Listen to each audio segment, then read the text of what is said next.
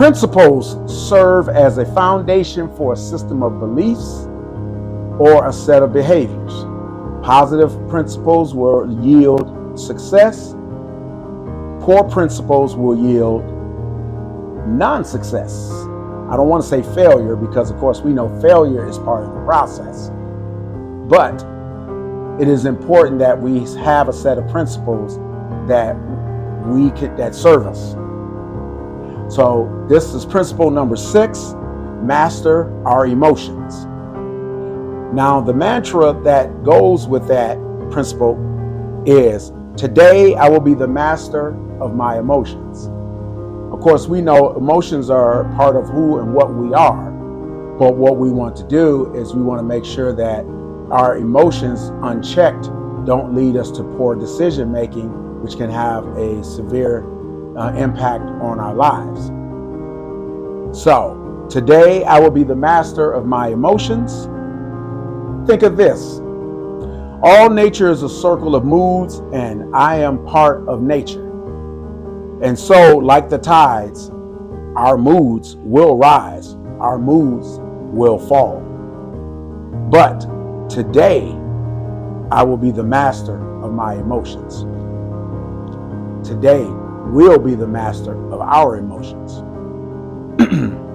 Think about this. Yesterday's joy will become today's sadness. Yet, today's sadness will grow into tomorrow's joy. It's a cycle. We go through emotional cycles. Our emotions are not static unless we're going through some severe trauma thing, depression or something like that. But in our normal emotional cycle, we have ups and downs, highs and lows, peaks and valleys is usually how we describe that constant change in emotional states. Think of it this way. Picture this. Inside of us is a wheel that is constantly turning. It's spinning from sadness to joy and back to sadness in a constant state of revolution.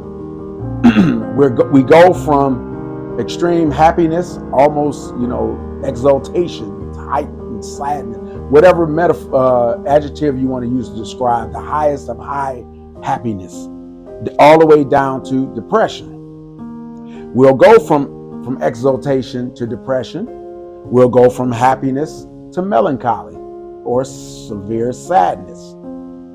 This is normal. Now, I know a lot of folks talk a lot about depression, and depression is real, but oftentimes people are speaking of depression when really it's just a normal emotional cycle. Still important nonetheless, no less important at all, but just remember that's a little different from the clinical depression, the severe cases. But like flowers, today's full bloom of joy will fade and wither into despondency. It happens. One minute we're happy as a clam, and then the next moment we're sad, upset about some unfortunate event. Yet, remember that just like those dead flowers, those flowers are dead, they still have seeds in them. They still carry live seeds. Even after the plant dies, the flowers die. The seeds are still alive. And when that flower falls to the ground, those seeds make their way into the ground and they germinate for a new plant and new flowers. So out of the bloom of that death, out of the bloom, out of the death, there will bloom something new. So just like today's sadness, there are seeds of joy, tomorrow's joy within today's sadness. When we work through that sadness, and then we're able to go forward into tomorrow's joy, happiness, excitement. Remember, today we'll be the master of our emotions, understanding that. And so you gotta ask, so how do we master these emotions so that each day will be productive? And this is tough. It really is, because some days, I know I can tell you it's been days where you don't even want to get out of bed. For unless the mood is right, the day will be a failure. But that's sort of leaving us to our emotions to dictate how our days go. So even trees and plants depend on the weather to flourish. But we make our own weather. We as human beings, we make our own weather. You know, we take it with us. We have it with us all the time because we have it within us to break free from that funk, if you will, and start to develop happiness. I mean, usually it starts with things like gratitude. So when we start being grateful for the things we have, it's a way to remind us to, you know, that we have a lot, that we're blessed. We are fortunate with whatever we have, despite whatever else is going on. So if in that funk, it's like rain, doom, and gloom, is, you know, we feel darkness and pessimism and things like that. You know, if we bring to the table joy and enthusiasm, brightness and laughter, and we bring that to our family, our friends, our customers, our co-workers, they will react with joy and enthusiasm, brightness and laughter. It's contagious, it's infectious. So when we break free, others help us to break. We break through, they'll help us to break free by giving back to us in like a mirror what we're trying to put out, and they amplify the joy and enthusiasm that we're trying to project out to break free from our funk. Because remember, that's the first step towards mastering your emotions, because today we're going to master our emotions no matter what happened yesterday. And so how will I master my emotions so that every day is a happy day and a productive day? We will take something from the Secret of the Ages, where it says, weak is he who permits his thoughts to control his actions. Thoughts controlling actions. Strong is he who forces his actions to control his thoughts. So remember, it's the other way around. Most people think they act based on what they're thinking, and so then their actions are controlled by their thoughts. But what you want to do is make your actions control your thoughts. Each day when we awake, we can follow a plan of battle before we get captured by the forces of sadness, self-pity, and failure. Now, this is what I do, and I think this will work for you too, but you try this yourself. If I feel depressed, I will sing. If I feel sad, I will laugh. If I feel ill, sick, out of the ordinary, I try to double down on exercise and any type of labor to help my body recover. If I feel fear, I will plunge ahead with faith. If I somehow feel inferior, I will put on new clothes or put on nice clothes, make myself feel better. If I feel uncertain, I raise my voice and try to project confidence. If I feel poor, if I feel poverty, I will think about wealth to come, the wealth and the riches that I'm working for, striving for. I think about them. I picture them in my mind's eye. And if I somehow feel incompetent, I will think back and remember past successes to reinforce myself. In other words, if I'm fighting imposter syndrome, I think back to my successes and know that what I know and what I say that I know is well earned, and I've demonstrated it, especially in the service of others. If I feel insignificant, I go back and remember my goals, because that's what gives me significance. Because remember, today I'm being the master of my emotions. Henceforth, I will know only those with inferior ability can always be at their best, and I am not inferior. I know that there will be days when I must constantly struggle against forces which would seek to tear me down. There's haters out there for all of us, not just anybody famous. Everybody has haters. There are those such as despair and sadness that are simple to recognize, but there are others which approach with a smile and the hand of friendship, and they can also destroy you. You know, remember the old song, they smile in your face, talk about backstabbers. They smile in your face, and all the while they are just backstabbers. It's a lot like that.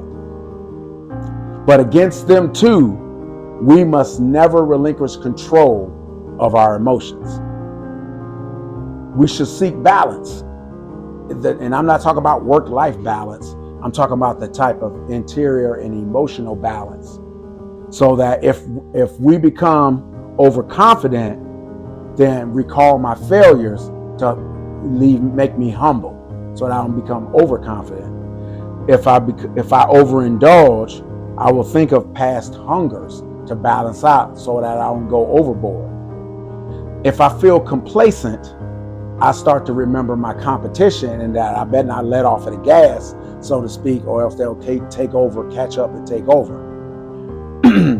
If I enjoy a moment of greatness, we want to remember a moment of shame for balance.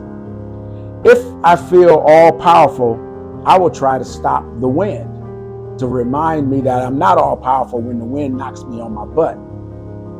Stay humble.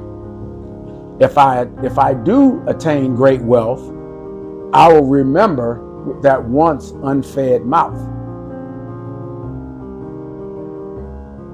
If I become overly proud, I will remember a moment of weakness that I endured. And if I feel that my skills are unmatched by anyone out there, that I'm the bomb, I will look up at the stars and see that even amongst the stars, we're insignificant in the grand scheme of the universe. I do this because it helps to keep me balanced, and I think it'll help to keep you balanced, because today we will be the master of our emotion. That's the goal. And with this new knowledge, this new perspective, you know, I hope that you understand and recognize that, you know, it'll affect the moods a little bit better, and that you'll think about that no matter what you're going through right now, it's only temporary. God promises that whether it's good or bad, it's going to change at some point. Now, I'm going to say this. I will make allowance for his anger and irritation of today, for that person who may irritate me knows not the secret of controlling his mind. People that you encounter that are rude and angry, that are generally unhappy people, these are people who have not mastered their emotions. And of course, everybody's going through something. We all go through something, but when we learn to master our emotions, it's all internal, and folks don't have to endure that or even recognize that it's happening. When I do so, I can withstand the arrows of even the most rudest of person, talking about insults. And I know that tomorrow he may change, and he may be joyful tomorrow, but he may not. But if I control, even if he can't control his emotions, I can control mine and how I respond, how I endure his lack of control. But no longer will I judge a man on one meeting. No longer will I fail to call again on him tomorrow who meets with me today, even when he meets me with rudeness and unpleasantry. Now, this day, he might not be willing to be cordial to me, but tomorrow it may be a different story. But however, with my knowledge of these concepts, I master my emotions, and he'll never know that he affected me in any way, shape, form, or fashion. And it'll be the key to me engaging with him and growing my wealth, because I didn't react to what he said and did. When he was rude, I didn't get rude back. I didn't see the need to be angry or be insulted, because the insult can only work is if I give value to what he said. If I master my emotions, I can't be affected by the fact that he has not mastered his. Because today, we will be the master of our emotions. Henceforth, I will recognize, and we should recognize and identify the mystery of moods in all of mankind and in ourselves. From this moment, we should be prepared to control whatever personality that awakes us each day by first giving thanks, being grateful for waking up in the morning, and then recounting through a list of gratitudes all the things that God blessed us with. This goes a long way towards mastering our emotions, because if we're feeling sad, it'll uplift us to know that we have all these blessings. And if we're feeling happy, by recounting those blessings, we will feel even more happy and fortunate and more to share with others around us. Now, today we control our destiny, and our destiny is become the greatest and most successful people that we can be.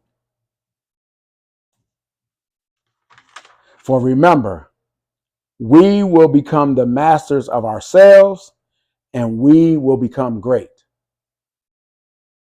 So control ourselves, change ourselves, and we can help change the world for positive.